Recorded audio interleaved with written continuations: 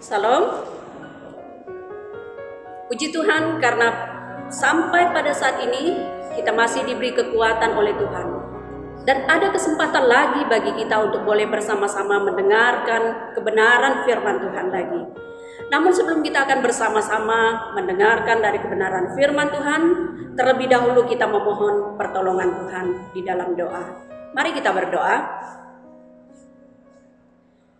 Sungguh kami bersyukur dan berterima kasih kepadamu, Allah yang sangat baik, Allah pemilik kehidupan ini, Allah yang berdaulat atas kehidupan ini.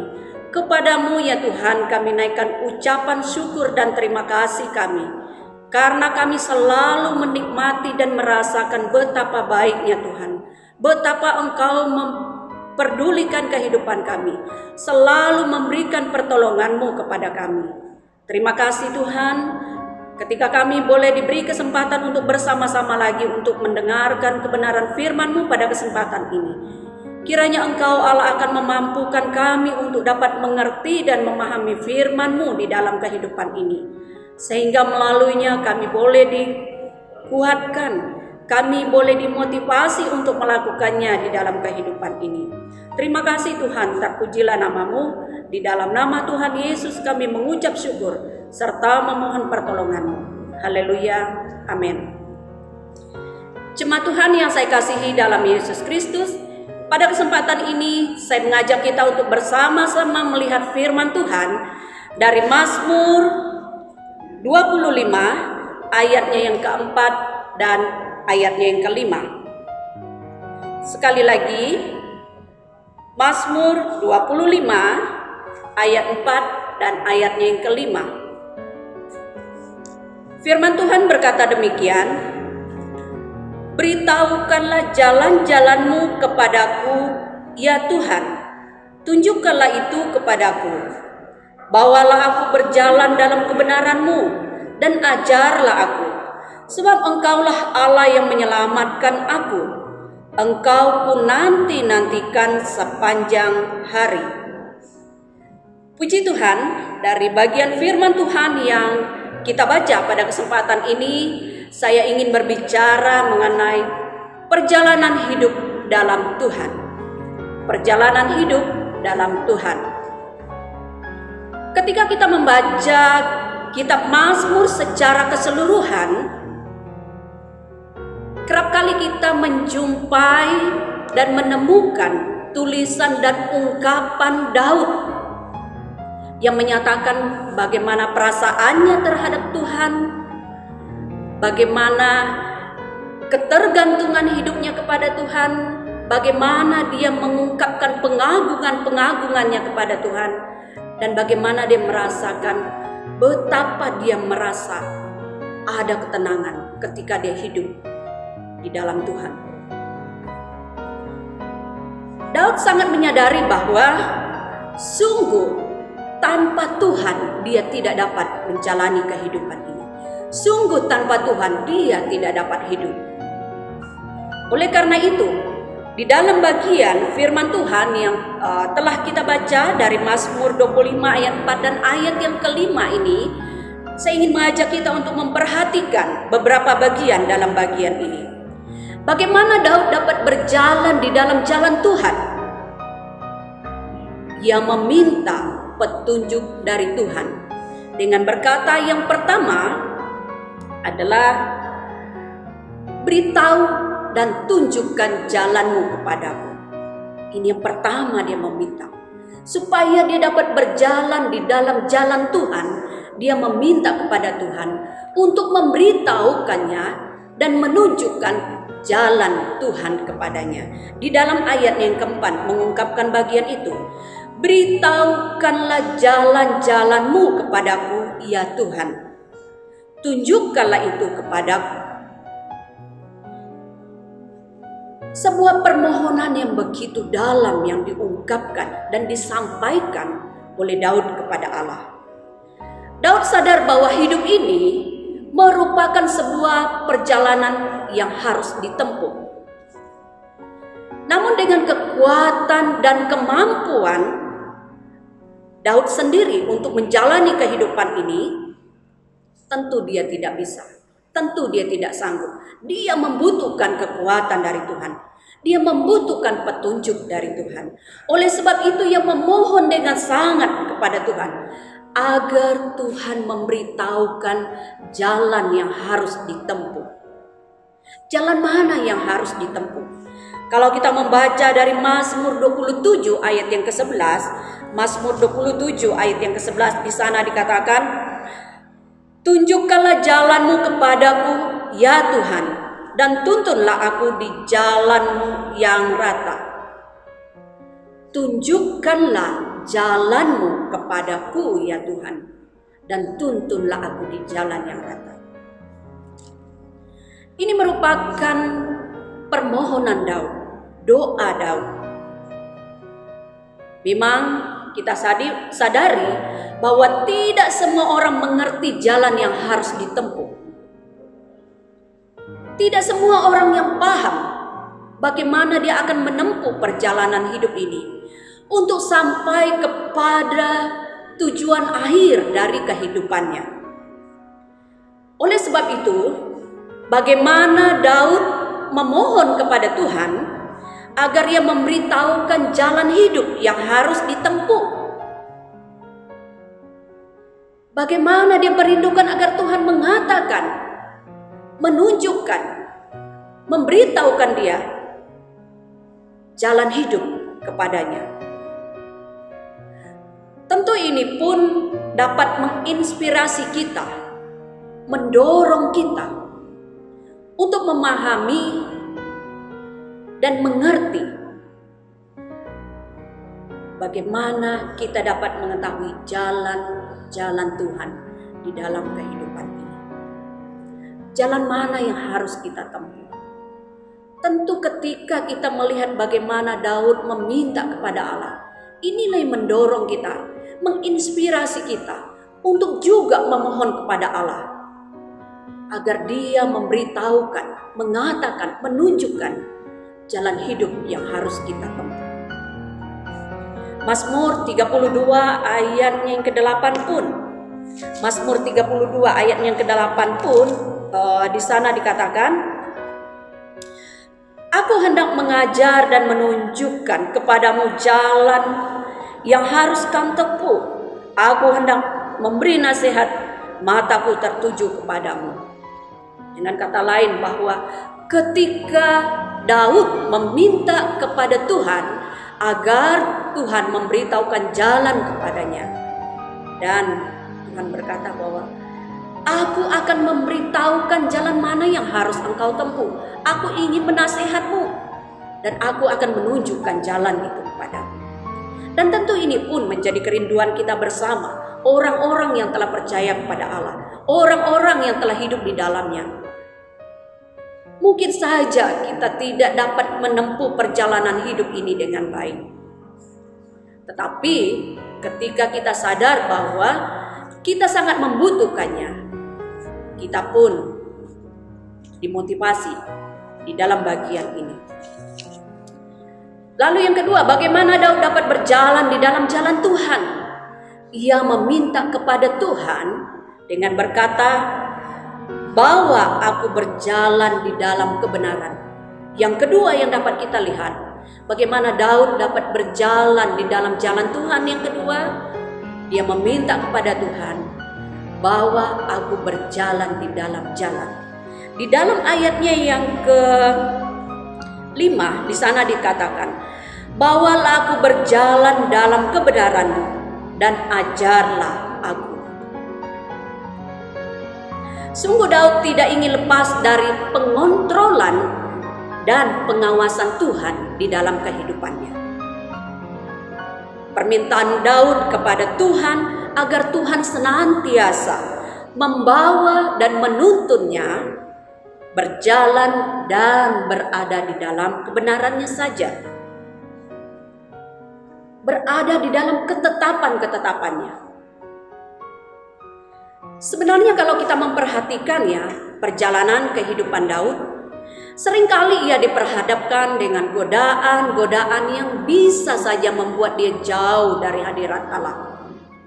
Yang bisa saja membuat dia jatuh di dalam dosanya. Untuk untuk terus ada di dalam jalannya, untuk terus berada di dalam kebenarannya. Jemaat Tuhan yang saya kasihi di dalam Yesus Kristus, membawanya di dalam kebenarannya dan berjalan di dalam kebenarannya sebagai bagian yang dapat menolong dia untuk bisa bertahan ada di hadirat Allah. Sebagaimana yang diungkapkan di dalam Mazmur 86 ayat 11, di sana dikatakan, Mazmur 86 ayat 11 dikatakan,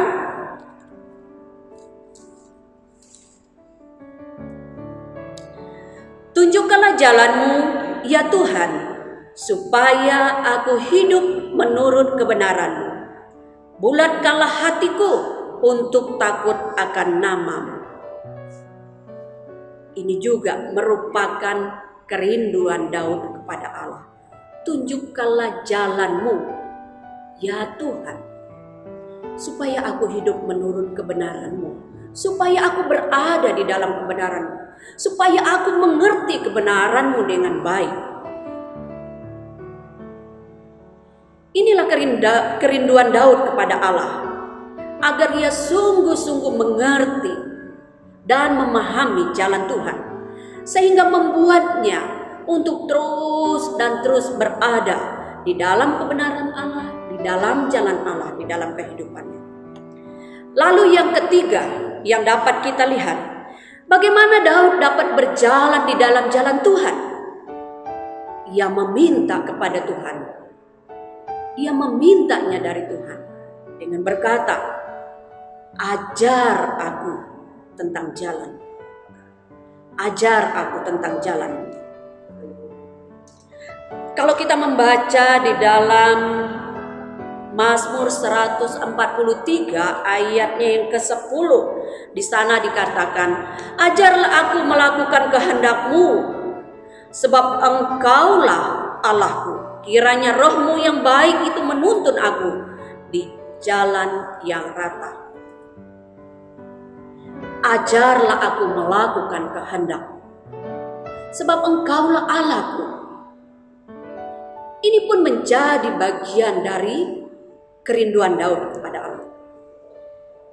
Sesungguhnya kalau kita melihat dan mencoba menyimak pribadi Daud ini, sekalipun Daud adalah pribadi yang sangat pandai, dia memiliki pengetahuan yang baik, lalu dia memiliki kemampuan, dia punya intelektual yang sangat baik.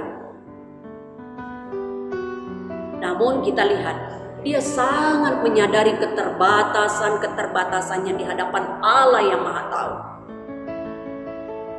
Dia seorang raja. Tentu ketika dia dipilih menjadi seorang raja bukan sembarang. Tentu dia punya kelebihan-kelebihan lain.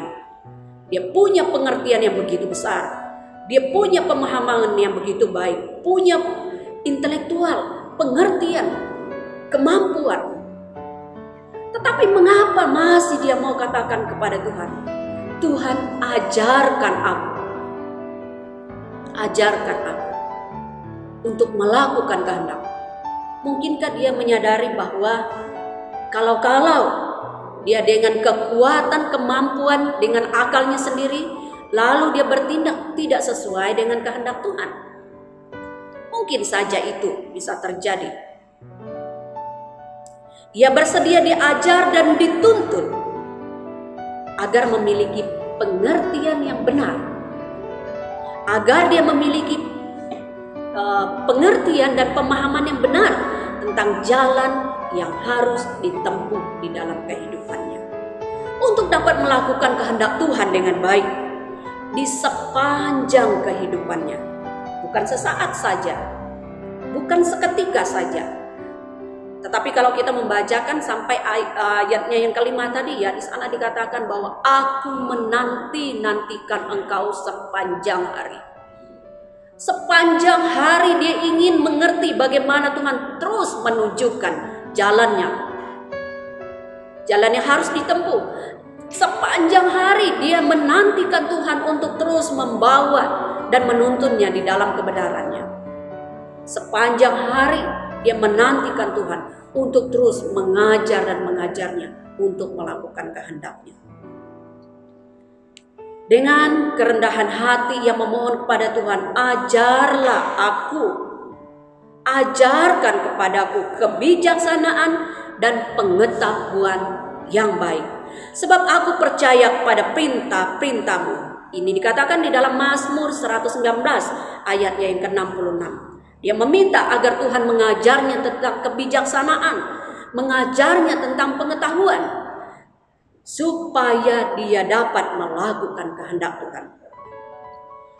Bapak Ibu jemaat Tuhan yang saya kasihi di dalam Yesus Kristus, sebagai kesimpulan bagi kita pada kesempatan ini, dalam perjalanan kehidupan ini, terkadang kita bisa keliru melangkah.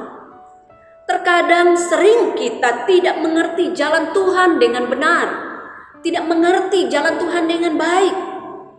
Sehingga selayaknya lah kita dengan penuh kerendahan hati dapat belajar dari Daud yang menyadari keterbatasannya di dalam kehidupannya. Daud menyadari keterbatasannya yang mendorong kita juga, yang memotivasi kita juga untuk menyadari keterbatasan, kelemahan kita dengan memohon petunjuk kepada Allah kita. Memohon petunjuk dari Tuhan kita, agar Tuhan senantiasa memberitahukan jalan hidup yang harus kita tempuh. Memohon agar Tuhan senantiasa membawa kita, mengarahkan kita kepada kebenarannya, terus berada di dalam kebenarannya, serta bersedia diajar tentang jalannya. Karena kalau bukan demikian, kita akan menjadi orang-orang percaya yang akan sekedar berjalan. Bisa saja kita akan berjalan tanpa arah, berjalan tanpa tujuan, berjalan dengan kehendak kita sendiri. Tetapi kita boleh belajar dari Daud yang memotivasi kita berjalan di dalam Tuhan. Ketiga bagian ini yang menjadi permohonan Daud kepada Tuhan, agar Tuhan memampukan dia untuk terus berada di dalam jalannya, untuk meminta Tuhan beritahukan dan tunjukkan jalan kepadaku. Tuhan, bawalah aku berjalan dan berada di dalam kebenaran. Tuhan, ajarlah aku untuk mengerti jalan. Kiranya firman Tuhan pada kesempatan ini dapat menolong kita, memotivasi kita untuk melihat perjalanan kehidupan kita di dalam kehidupan ini. Mari kita berdoa. Sungguh kami bersyukur dan berterima kasih kepadamu ya Tuhan, oleh karena Engkau telah menolong kami di dalam pemberitaan firman-Mu. Kiranya Engkau memampukan kami untuk mengevaluasi perjalanan kehidupan kami di dalam Tuhan. Kalau Engkau mendapati kami berjalan serong, berjalan tidak ada pada jalan yang benar, dengan penuh kerendahan hati kami mau katakan padamu pada kesempatan ini ya Tuhan, beritahukan jalan-Mu kepada kami, tunjukkan jalan-Mu kepada kami.